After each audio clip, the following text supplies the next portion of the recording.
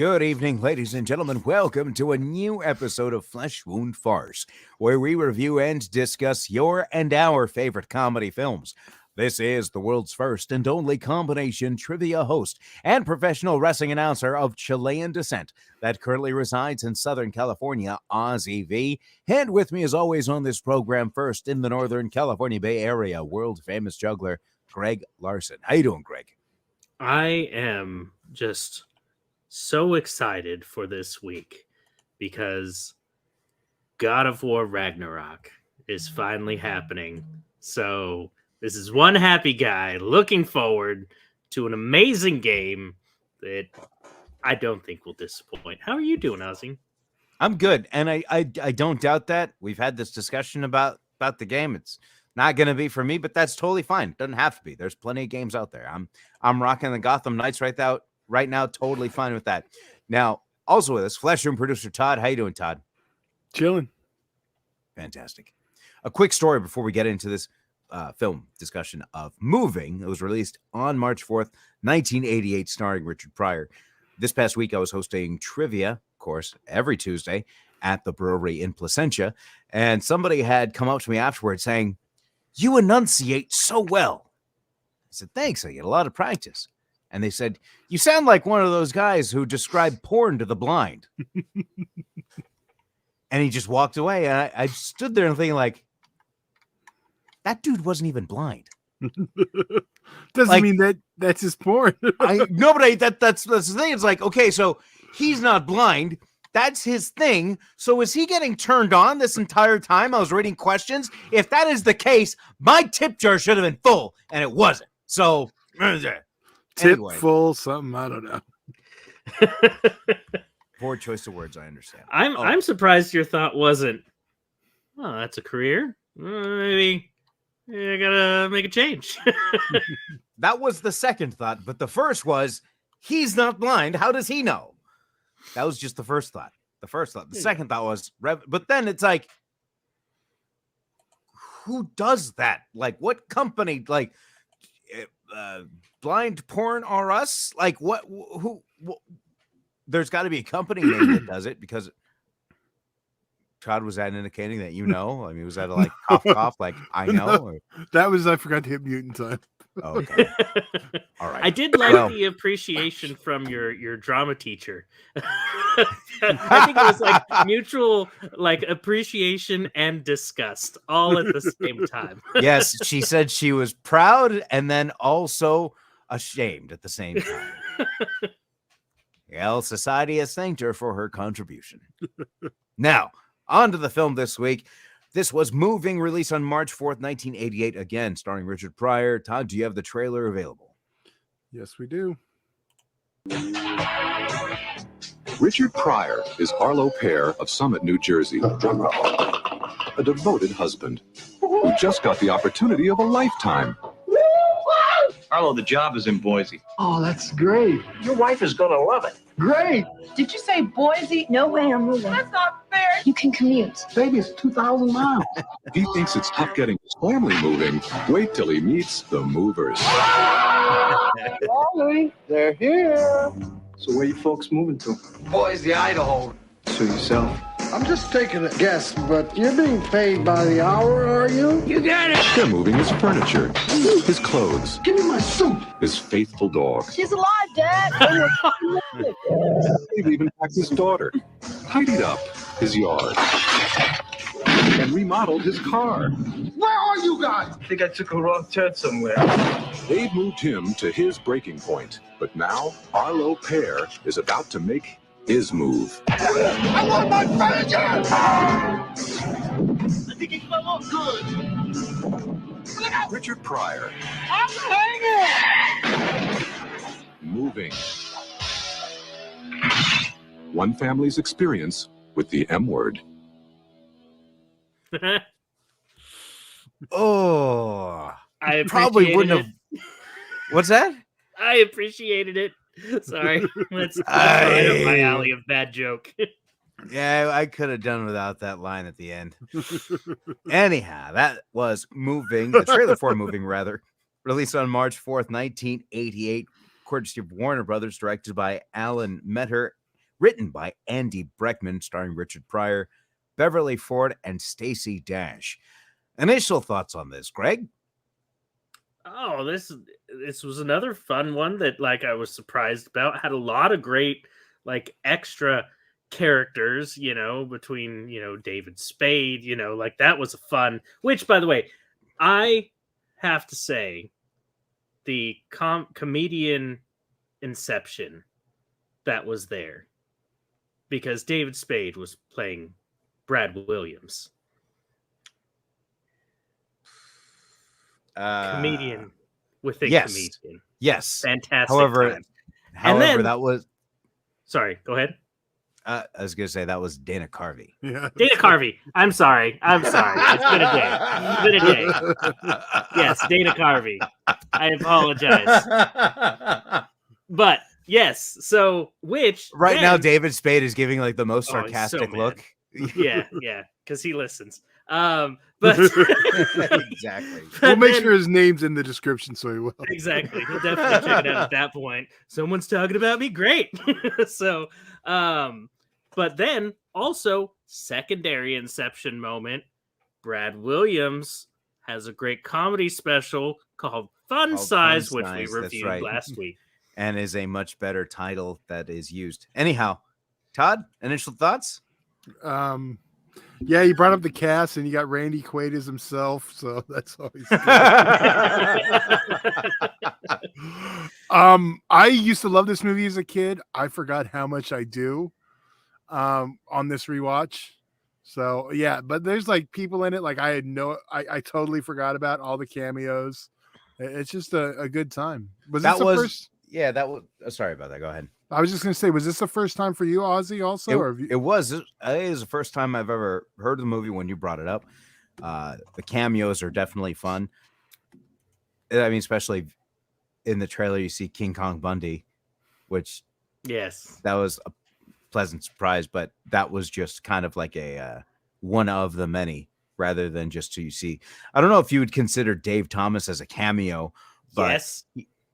No, I mean, like, rather, would you consider it a cameo or a supporting character? Because he's the person that he's his boss, right? Yeah, but he was only in it a few times. Okay, well, I mean, but rather Dave Thomas still in of now, despite me not liking this movie, still a comedic actor, Dave Thomas. But initially, again, I didn't hear that, but watching the trailer put me in a good mood. I will say that. And got me interested in watching this. So there was chock full of funny moments in this, but it was the gradual where you saw it was going as well, which was also the best part. But it was very hard to pick one. But if I did have to pick one, it would probably, without spoiling anything, the neighbor reveal. I'll say that. Yeah. The neighbor reveal, when that happened, I laughed quite heartily. All right. This is when they get to Idaho. Right. No, that was a fantastic moment. Todd, I'm just gonna just got a question for you for your favorite moment. Did Brad Williams say it? No. All right, perfect. So I will take it. I thought it might have been yours. Okay. But I love this. So Brad Williams has multiple personalities, helps drive a car for them. So at the end, Arlo says, "What happened to my car?" And Brad says, "Well, Brad probably loaned the car to the Pope. Don't let the hat fool you. Man, the Pope's a crazy effer. He probably blessed the car, got wasted, and drove it off a effing cliff." That son of a gun, that was such a great moment. Yeah. Yes. All right. Well, I have a couple, but I'm gonna do this one because this one got me really good this time. When they're in when they're with Rodney Dangerfield, and it's all on the race, and he has to win the bet. And he's like, "I'll go back to my wife." And Richard Pryor jumps in. He's like, "Yeah, God, he said I'll be faithful to his wife." He's like, "Take it easy." I said, "I'll go back to my wife." That got me. Yeah. So what I did appreciate, I mean, to be honest, I did see this shortly after watching Fun Size. We did review last week, right? And That's for you, Ozzy. yeah, okay. But my point about Fun Size, with it being like kind of all over the place, this kind of seemed like an opposite, more like a breath of fresh air, because it was one consistent. This is why we're here. So it wasn't too funny. It wasn't too much. Just funny enough. Not too funny. Listen, I just want gags to make sense. That's all. I just want things to make sense, and yeah, whatever. So Calm down, anyhow, corny. God, like wanting things to make sense is exclusive to specific people. But sometimes you sound like Billy, so it confuses me. Oh, that's not funny. Anyhow, going into some ratings here, I had so much fun with this that I can't rate it anything less than a 5.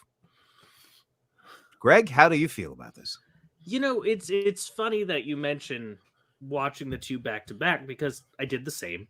And it's weird to go to an older film just the pacing's always been different. You know, it does have a slower pace. The comedy's still there. Definitely. And there were a lot of great moments in this film. So but it did feel slow, but it's just because of the comparison. But the film is still great. It's still a lot of fun. So I'm still going to give it a 4.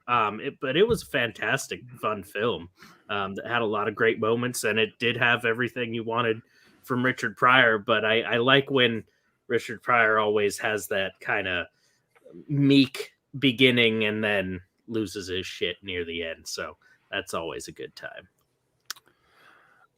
You know, this is close to a 5, but because it's not my favorite Richard Pryor movie, I can only go 4.5. Ozzy, what's my favorite Richard Pryor movie? Are you kidding? No. It is not Superman 3. Are you kidding? Are you kidding? I am not kidding. You're putting that over Hear No Evil and See No Evil? Yeah. Go. Ozzy's pissed. The Toy is a close second, though. They're both 5s for me. You are ridiculous. Wait, does that mean you would give Superman 3 a 5? I love that movie. But a 5? Yes. Oh. Supercomputer, drug Superman. Richard Pryor's best comedy. And then Superman's in it too. Sweet Jesus Christ. That's in 2 months, Ozzy. I guess I must Always. say that I enjoy comedies from back then, but I enjoy comic book movies now. Because according to canon, 3 and 4 never took place. And I'm fine with that. Well, you know, this was like coming off his big success from Superman 3. Just- I think it was right about the time Superman 4 was killing canon that this came out. Anyway, is this available anywhere to stream? Well, it's available for purchase. It's not streaming on any platforms right now, but you can buy the DVD or rent it or purchase it on like digital. One last thing I did want to say as an honorable mention that, as it felt was so relatable across so many households, was you saw a swear jar established, and then later on you saw Swear Jar 2 with the best part, a check facing outward. Brilliant placement by the director, so you can see, is that a piece of paper? No, that's a check. I did also. So the one part that got me also was when the movers were chilling and they're just like keep pouring the vodka and then with the other part with Randy Quaid, I was like, yeah, this movie's funny. You might even, no, 4.5. You almost got me to bump it up. Damn. This is close. This is close. All right. Well, ladies and gentlemen, that was Moving. Feel free. Check it out to rent or purchase.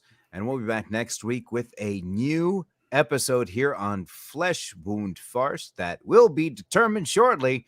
So tune in to find out what that episode will be. You can hit that like or subscribe button on the YouTube. And of course, if you're listening on your favorite, pardon me, excuse me, I had some leftover fun size in my brain that I just needed to excrete. Now, if you're listening on your favorite podcast platform, feel free to subscribe to Flesh Wound Radio and you can hear us as much as your heart content. You guys have anything else before we head out for the evening? No. Join the Patreon for just $1. And then you'll be able, of course, you'll be able to vote for next month's film, of course, that you'll have the opportunity to partake in voting and then enjoy the episode. All right, because I don't know how to shut up. That is world famous juggler Greg Larson and Flesh Wound producer Todd, and I'm Ozzy V, and we'll see you next week right here on Flesh Wound Farce.